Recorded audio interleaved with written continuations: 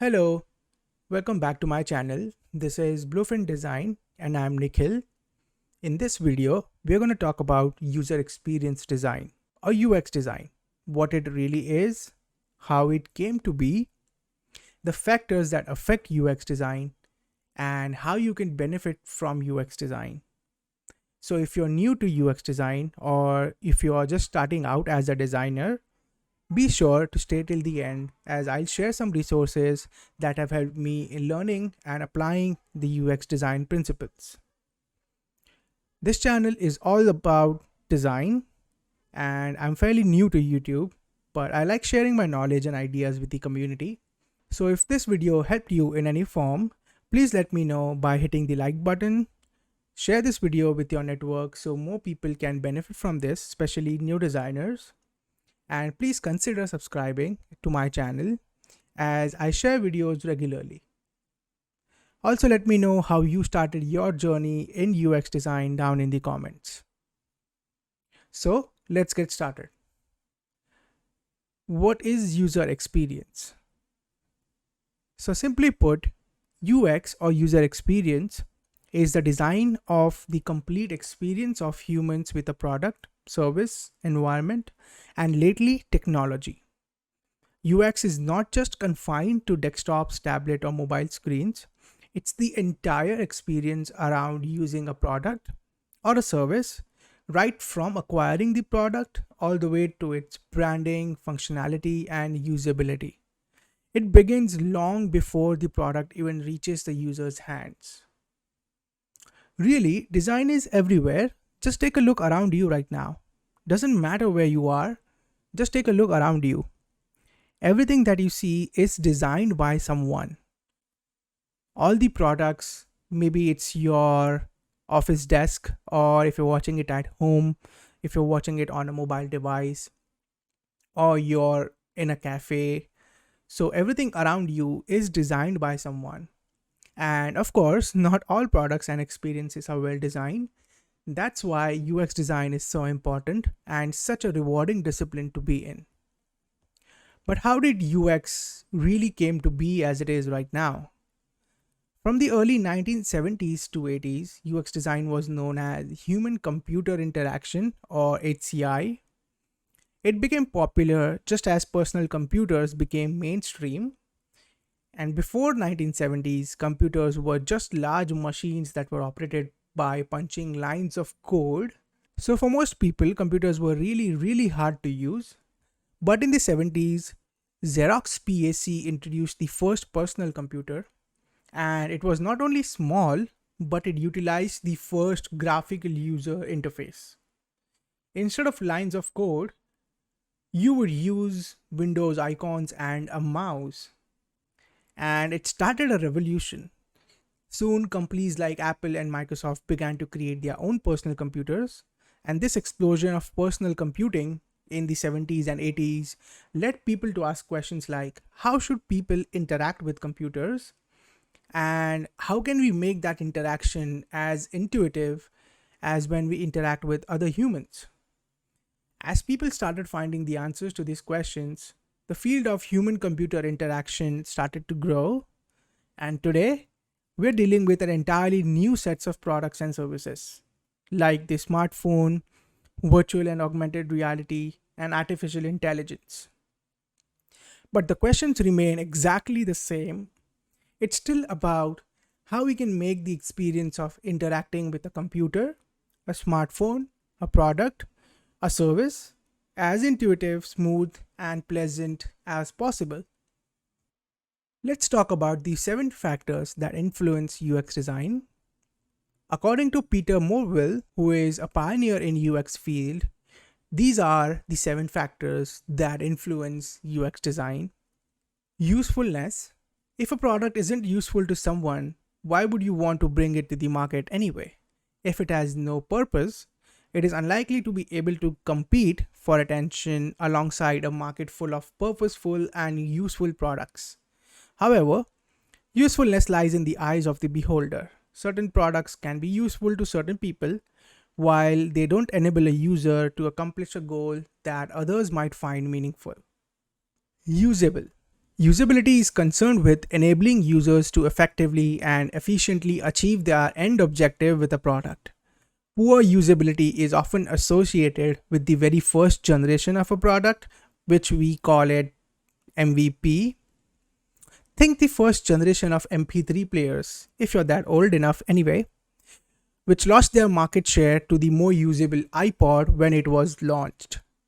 The iPod wasn't the first MP3 player, but it was the first truly usable MP3 player. Findable. Findable means the product must be easy to find, and in today's world of digital products, the content within them must be easy to find as well. If you cannot find a product, you're not going to buy it, and that is true for all potential users. Just as a side note, do share this video with everyone and share this channel with fellow designers. I want to spread this knowledge with as many people so they find it findable. Anyway, let's move on. Credible. Randall Terry said, "Fool me once, shame on you. Fool me twice, shame on me." Today's users aren't going to give you a second chance to fool them. There are plenty of options in almost every avenue for them to choose a credible product or a service provider. Desirable. Desirability is conveyed in design through branding, image, identity, aesthetics, and emotional design. Kia and Porsche both make cars. They are to some extent both useful, usable, findable, accessible, credible, and valuable, but Porsche is much more desirable than Kia. This is not to say that Kia is undesirable in any way. They have sold a lot of cars under that brand, but if I were to give you a choice of a new Porsche or Kia for free, let me know down in the comments what will you opt for. Accessible. Accessibility is about providing an experience which can be accessed by users of a full range of abilities. This also includes those who are disabled in some respect, such as hearing loss, impaired vision, motion impaired, or learning impaired. Designing for accessibility is often seen by companies as a waste of money because the impression is that people with disabilities make up a small segment of the population. This couldn't be far from the truth. In fact, at least 19% of people in the US and 22% of people in Canada have some form of disability. That's 1/5 of the target audience. Finally, accessible design is now a legal obligation in many jurisdictions, including the Europe, and failure to deliver it may result in fines. And as a designer, I strive to design for accessibility, and in all fairness, hope that it becomes a legal obligation everywhere in the world. Valuable. Finally, the product must deliver some value to its audience. It must deliver value to the business which creates it and also to the user who buys or uses it.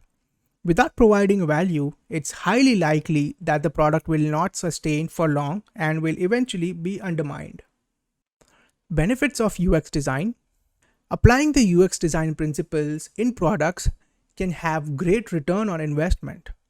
Some of the benefits of UX design include understanding users' problems, improving users' quality of life, increasing sales, validating concepts, clarifying vision, engaging users as potential customers, gaining credibility, improving estimation. We'll cover these in detail in an upcoming video, so be sure to subscribe to this channel and hit the bell icon to be notified for future videos. Examples of good UX design. Some products or services that I've used in the past and that have good UX design principles are obviously the big tech companies like Apple, Amazon, Google, Microsoft, Netflix, etc. We'll cover such examples in detail in an upcoming video, so be sure to subscribe to this channel. And as promised, these are the resources that have helped me in learning about UX principles and best practices, and I'm happy to share these with you. The Nielsen Norman Group is one of the pioneers in UX design. Co-founded by Don Norman, they offer UX courses, training, UX certification, and articles about UX that I've benefited from.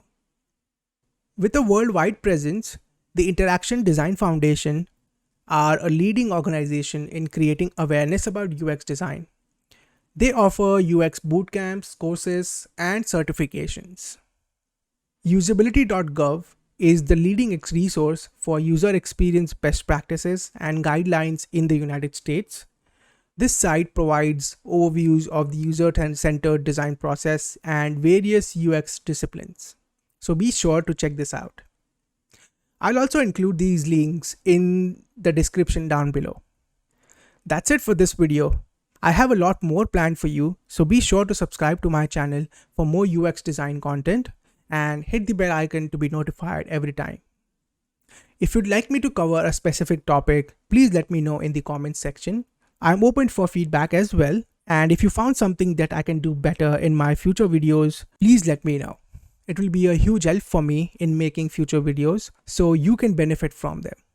See you in the next video. Thank you so much for watching.